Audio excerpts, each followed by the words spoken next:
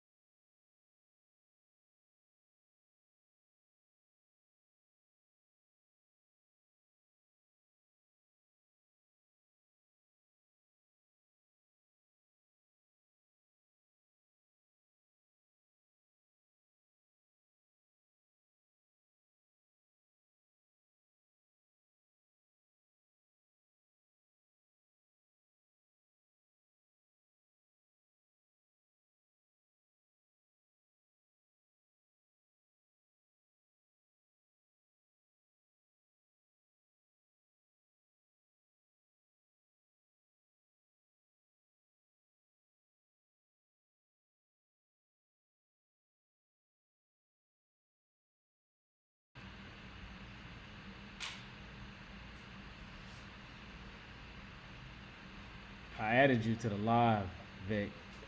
Yeah, I can. So I think we're working on that front right there. All right. All right. Awesome. I'm gonna shut you down. All right.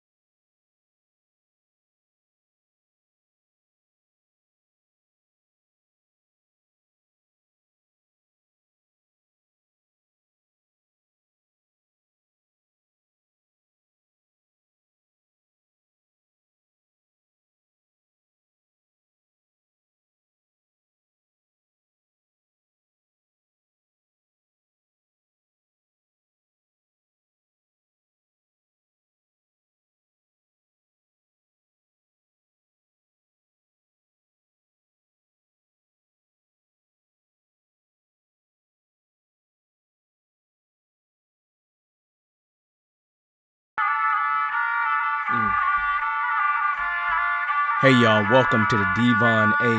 Morris Unfiltered call-in show. Have a seat. Let's get ready. You have any questions? Come on, call in. Come on to that Discord channel. Do me a favor, get the unfiltered crew some finger snaps. We're ready to get started here. Mondays, 8 p.m.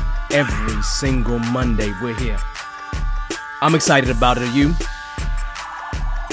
Let's get this show started, y'all. The greatest Scrum show on earth. I'll see y'all soon. Enjoy.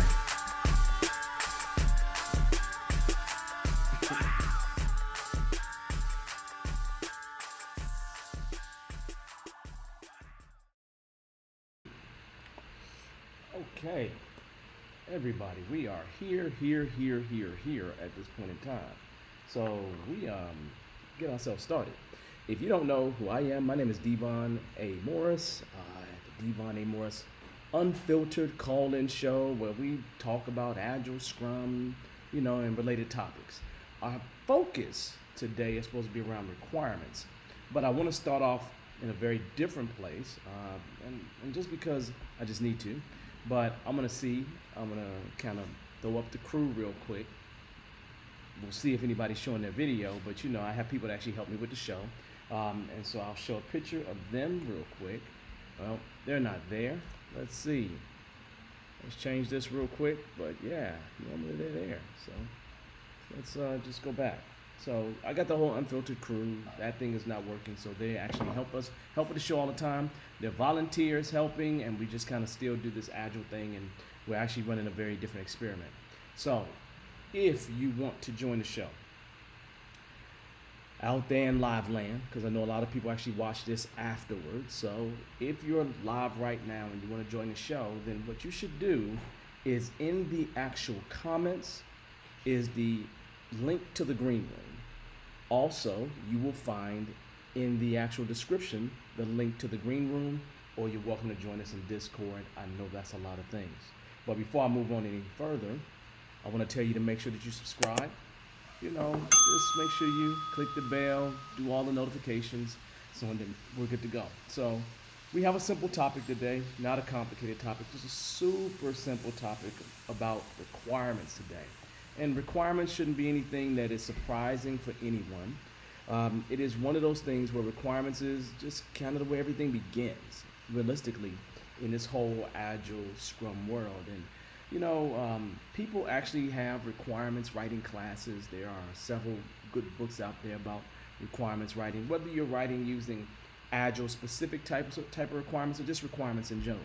So if you're a business analyst, a product owner, Scrum Master, whoever, requirements normally have some impact on your life in some way, shape, form, or fashion.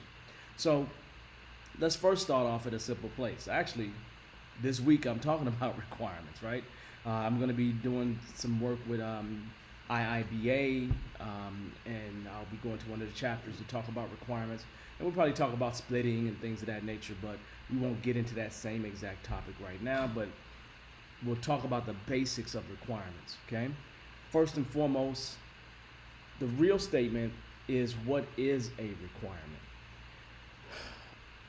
My definition of requirement, which I actually got from business analysts and the whole BA Bach, I think it's version 3, is just a statement of the need. So if I think about the most basics of how I think about a requirement, it is just a simple statement of the need. Whoever needs it, regardless of what that need is, that need can come in many, many forms, but it's just really a simple statement of the need. That simple statement of the need is the basis for everything that you do moving forward. So if I want to buy a car, that car, everything that I want in the car is my statement of the need, right? Regardless of what format I give you that in, right? And classically, when people look at requirements, at least in the world that I've existed in, there are probably about 4 probably most popular types of requirements that exist. Um, Business requirements are probably the requirement that you will see the most inside of organizations, because a lot of times the actual customer is connected closer with the actual business. And since they're actually connected a little closer with the business, normally it's from the business perspective, which is classically taking the customer perspective. And so you have this thing called business requirements. Now, in terms of most agile frameworks that exist, they don't care about what type of requirements that you actually utilize, because any requirement can be small enough to be completed in a single sprint. So that's something to think about, right? Or just a single small period of time. So if I'm saying sprint again, let's think calendar month or less, but the idea is that a small period of time, you can always make a requirement small enough for that. So let's not worry about the size of it unless we're talking about things like epics. But here's the deal. Along with business requirements, you also have technical requirements, right? Probably classic two pairings that you'll see amongst a lot of Scrum folks is going to be the technical and the business requirement kind of paired up together, especially if you have IT that kind of works a little separate from the actual business per se, and especially if they have different reporting structures and they're really different departments. You might very well see a business requirement written on one side and that's translated into a technical requirement. You know, I'm used to seeing that. Early on in my career, when I first went into an organization, first really jumped into IT, one of the things that I would see would be a use case. Okay, now a use case isn't the same thing as a business requirement or a technical requirement. A technical requirement is from the perspective of technology, specifically some of the specifics that you would pass on to the development team that is more technical in nature. But then you have you have a different situation, right? You have the actual technical requirement. You actually have the use case. The use case is different, right? Because the thing about the use case is that the use case, from what I've seen over the years, has always been associated with the actual system. So it's like a requirement from the perspective of the system, like the system shall, the system shall, the system shall. That's what you will classically see, right? Now, do I see a lot of use cases? I don't. Have I seen a combination of these three things happen? Absolutely. Okay. But I've also seen user stories combined in with these things as well, right? And a user story is just a requirement from the perspective of the actual user. So again, if you really think about how we kind of just divided these three things, well, four things up, we divided them into something that's focused on a business, something that's focused on technical, technology, getting into the technical requirement per se, the technical what, right? And then you have the system and how this requirement is toward the system. And then you have the actual user story, which is from the perspective of the user, okay? I like the fact that I have a Mecca here who has a really long statement here. A requirement is a simple statement provided by the stakeholder about the business need or opportunity to solve a business problem. I like that definition. That definition works for me, okay? The most simple way I've seen it is just the simple statement of the need, which he writes right here as the need. So that need is probably the most important thing when you think about a requirement. There's some need that exists, and we're doing something here to help solve that need, to do something about that need, and that's the whole perspective of a requirement. So whether that is a requirement that's about construction, or you have a house that you haven't built, there's something that you need. The requirement is from that perspective, right? Now, when we say stakeholder, a stakeholder is anyone that has some interest, right? Normally that's toward whatever project or whatever it is, they have interest or stake in this thing. So when you start thinking about that actual requirement, you have somebody that has stake in that requirement. And It's just a simple statement of the need, whatever that need is. I don't care if it's the business. I don't care if it's you as the customer going to buy something from some entity. I mean, when I would go to a hot dog stand, I have a need, right? I have some desire that I want to express. I give them my desire, that requirement. I want a Chicago style hot dog with whatever's going to be on it that makes me feel like it's Chicago, right? That statement of need is my requirement, and they will fulfill that requirement with the exchanging or the bartering of money or whatever we're going to do, right? So that requirement is super important. And that just takes us to a certain place, right? Because you will find that the majority of Agilists, anybody that's involved with Scrum whatsoever, will typically think about using the concept of a user story. But a user story, kind of came out of the whole extreme programming thing. I remember reading an article, I think like an old article that dates back to 2004, where Ron Jeffries talked about the perspective of a user story being 3 C's: a card, a placeholder for a conversation, and you write any confirmations on the back.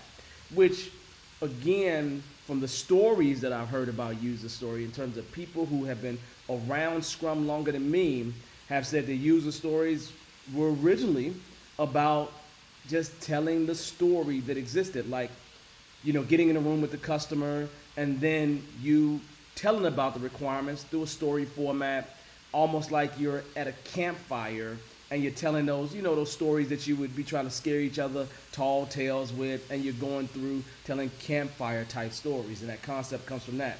So that's the perspective that I've been given about where user stories actually come from, but it's something I've been told, not read or even confirmed, okay?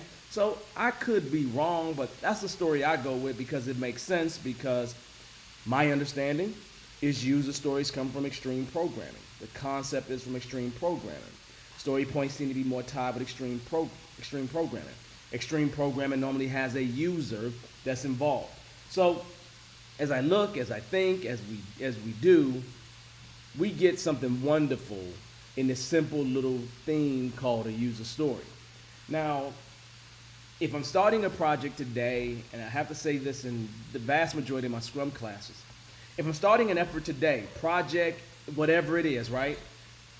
What am I going to use? What kind of stories would I prefer to have? What kind of requirements would I prefer to have?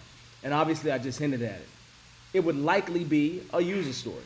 It will likely be a user story. Will I follow the exact format of a user story? I don't know, right? Because for me, the format of a user story is cool. But for me, when I think about the format, it's a beginner's format. It's a beginner's format to get us moving in a similar direction, right? So what is that format? That format isn't complicated for a user story. It just goes the who, the what, and the why. As some type of user, I want whatever my requirement is so that whatever my why is, right? These 3 things exist. Now, we tend to say that you want to have acceptance criteria associated with that, but let's just forget that for a moment, okay? When you speak on that user, whether you have an avatar, a persona, you have a general category of users that you're thinking about. So as a book lover, okay, I want to be able to order books online so that I can find the rarest of books. I don't know what my logic would be, but the idea is that I got this person that is a book lover, right? They fall in some general category, right? And then they want to be able to do what? Be able to find books online and this internet thing, and then ultimately so they can find rare books. Obviously, the problem is they probably can't find rare books at their local bookstore. And so by having these things available online, it makes it available to a lot more people. So, and then it solves a problem. I'm trying to have or buy books online, so that's solving or there's an opportunity, or there's a need there, right? So you get that statement of all those things wrapped up in that little user story. And the user story is important because it is the requirement. It is the requirement. And so one of the problems that I've always run into is people writing the requirement 2 or 3 times. Mostly I see 2 times a lot, right? Where they may write the business requirement and then convert that over to user stories, but or they may write the user story and start converting that to technical stories, or business and convert that to technical. So a lot of times I see these translation of requirements, and since they're not a perfect, not always a perfect match, the issue that you're going to run into is going to be possibly an error in translation. Possibly an error in translation. Because when you go from the perspective of the business to the perspective of the user, those things may not match up one for one. Okay? So just know that if you're doing that double thing, it is a possibility you can lose something in translation. Hence the reason why I like to use user stories, right? I like to use them because whether you are one of the people that's building whatever it is that we have that's solving the problem, you could be that person that's actually doing the work. You could actually work from the perspective of the user typically. Let's just say over 50% of the time, to not be dramatic, because I would say 80 to 90% of the time. But let's just say over 50% of the time, you probably can work from the perspective of the user. I get you may need some other things, right? You may need to have some technical specs or whatever it is associated with it, so that you can do whatever's right inside of your environment. Now, please understand, I'm not saying that this little format of a user story is all you need. I'm not saying that whatsoever. But those three statements, the who, as a, the what, I want, whatever that requirement is, the why, so that, is really the format that you need for a user story. Nothing really more than that. The problem that people run into, probably what I find the most difficulty with user stories, is that a lot of people who are actually, many people that are writing these stories, they don't actually get to talk to the user. The person that they're classically talking to is someone that's classically inside of the organization, and I've found that in many cases, those same people are not talking to the user either. So it becomes a double-edged sword when you're dealing with both of those things, right? So my question for you all is really simple. Have you experienced that situation where you're writing requirements twice, where you lose something in translation and you see that because you went from, a lot of times you don't find out to the end, right, until you deliver, right? But that you see when you get to the end that you missed the requirement because it's a little bit different than that actual business requirement, and you did some translation.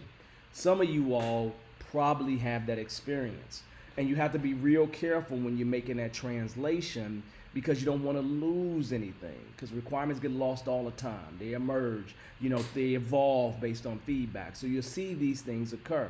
So if you're gonna have those two things and you start off with something else and you're trying to get over to a user story, just be careful and make sure you cover all the bases that you need to cover. Because I've run into the problem where we get to the end, we feel like we've solved the actual business requirement and we haven't. A lot of times the reason why we run into that problem is because once the business writes the requirement, or whoever writes the requirement, they disappear. And then we're trying to translate after they've disappeared, and don't necessarily go back to confirm up, does this two things that we wrote, does this one thing that we wrote meet what you're trying to say here? And without that confirmation, we can get to the place where we start building, and then we're smacked, right? We're smacked down basically because we missed something, okay? And you have to remember that the business has a closer perspective I'm assuming that they spend more time with the customer than your more internal people inside the organization. So it's something to really think about and deal with.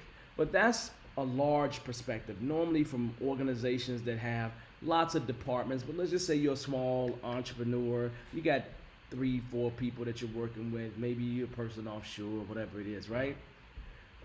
User story can be very valuable because probably you as the person that's writing the requirement, you will have an opportunity to have a conversation with the person that's building, for lack of a better term, I'm going to call them the delivery person, developer. I don't want to use developer because, again, people think IT. But whoever's involved in that delivery, when I take this requirement and put it in front of them and give it to them and say, this is what I desire, I want that exchange to happen between me and them. I want that exchange to happen because I know that I don't write the perfect requirement. And since I know that I'm not always writing perfect requirements, I get an advantage of understanding the nuances of what they're talking about, of clarifying what I don't understand with whoever it is, okay? And even if you're going to do translation, you want to do something very similar, So that user story, if it's me starting an effort, user story is the direction I'm going to go in. Again, like I told you earlier, it's truly because I can use a user story across almost every team in the building. I could take that user story and take it up to an executive. They understand where we're coming from as long as they understand the perspective of that particular user. So it is a good thing for me in terms of me using user stories. It can become more difficult using user stories as you get more internal to your organization. So if you have a really huge organization and your team only interacts with another internal organization, these things can become a little harder to write, but not really. Because all you have to do is just change the perspective. Remember, a user story can be a system, right? Or it can be some internal organization, right? That is there to be like, okay, yeah, we want this. We're the HR department and we need to have this feature done. So as an HR specialist, but you see that I changed the perspective because that's not an external user. And that perspective can be utilized because remember, a user story doesn't say that it's a customer. It doesn't say that it's an end user whatsoever. It just says it's a user. That's it. That's the only perspective that it provides. Now, that means that you can use user stories for the vast majority of your internal stuff. Period. I mean, there's almost no reason for you not to do that. You should. You absolutely, in 100% of the case, think about that. Now, am I saying that every single requirement that you ever write, like every single one of them that you ever write, is going to be from the perspective of the user? No, I'm not saying that. I believe you're going to have some things that are going to be more technical or just more specific to that type of work, right? If I'm doing woodwork and it's really complicated, right, I'm going to think there's going to be some requirements that are really specific to that woodwork, right? So when I say technical, I'm really pointing toward that type of work, right? And the complexity of it and how difficult it is. And there may be some specific specs around that, right? The specs could be from this perspective of the organization. The organization might say, hey, you know what, for every piece of whatever we do, we got to make sure that it can stand this much of resistance in terms of pressure. I don't know, right? The idea is that the organization could have some carte blanche requirements that they want you to follow as well. Now, we talked about that format. That format wasn't the difficult part because when you go as a premium frequent flyer, I want an automatic upgrade of my flight so that I don't have to do it myself, right?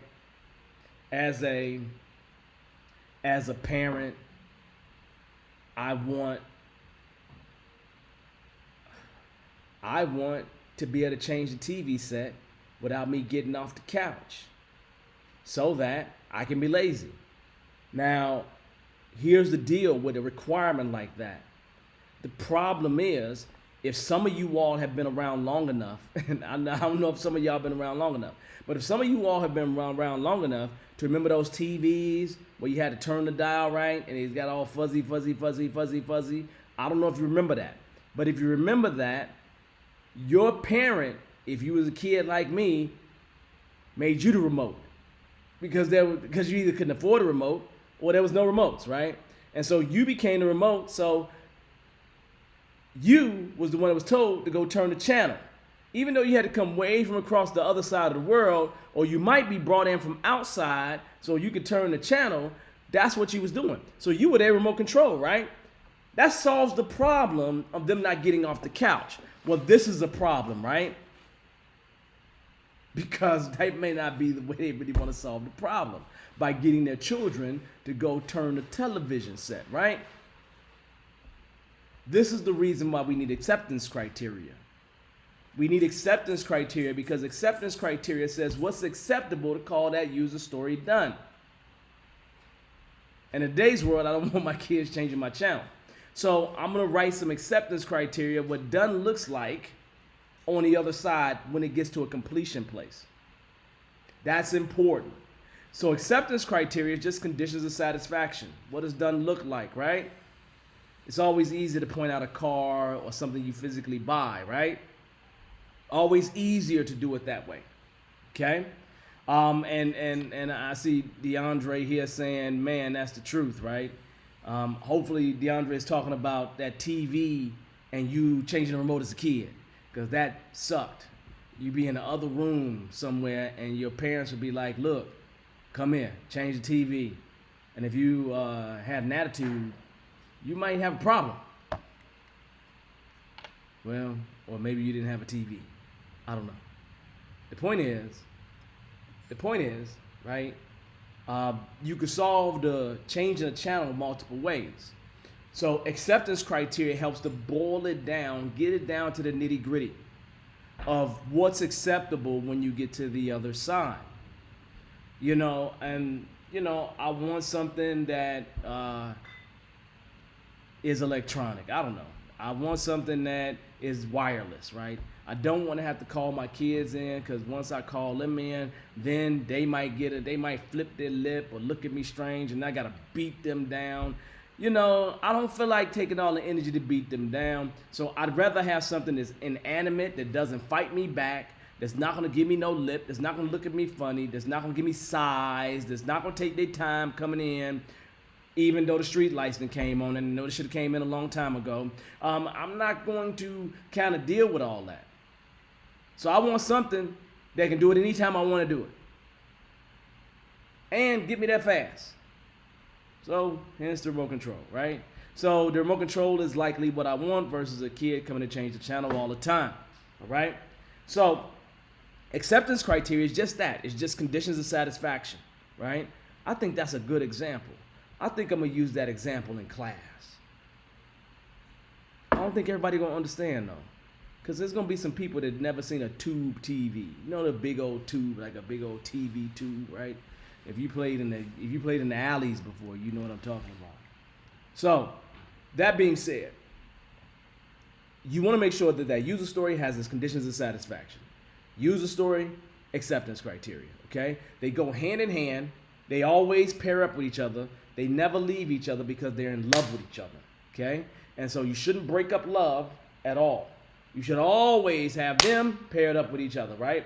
And having one piece of acceptance criteria isn't necessarily a good thing, because normally it's a restatement of the actual user story. Like, you know, people say, as a person riding the bus, I want a car, so now I don't have to ride the bus no more. And then they will say acceptance criteria like, I've received the car. That's not good, man.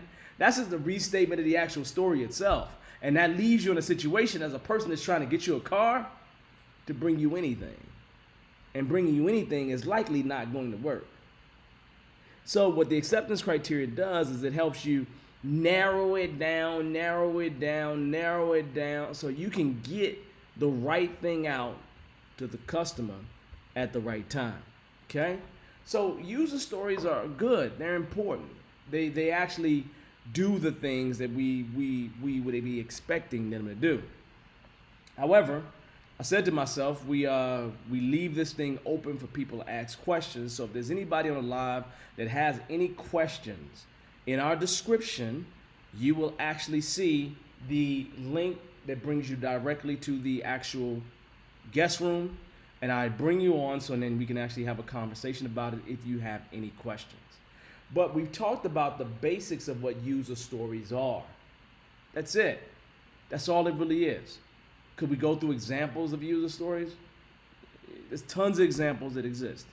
There's quite a few books that exist. Probably the standard one, and there's probably better ones that exist, is User Stories Applied by Mike Cohn. That will probably be the one that you still see around, even though it is probably over a decade old, okay? And everything's improved over time. And you know, with a lot of, even with Mike's books, he'll say to you, you know, there's things that he would change, right? So that's not saying anything that nobody really does not know about. But the idea is really simple.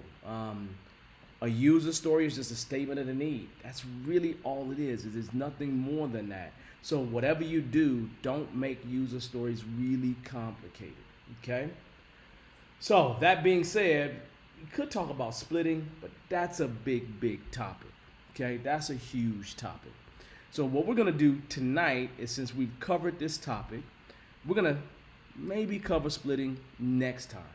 But on that note, I'm gonna say to you, thank you for everybody that showed up. We will chop this video up probably in 2 pieces, and then we will allow people to see it, you know, whenever they want to see it. Other than that, I'm gonna say thank you everybody for tonight, and I'll see you next week. Same time, we'll get started. We will probably be talking about splitting, but I'll send an email about it so then everybody knows. Other than that, I'm gonna say, hey, have a good night. Enjoy the rest of your evening. Thank you.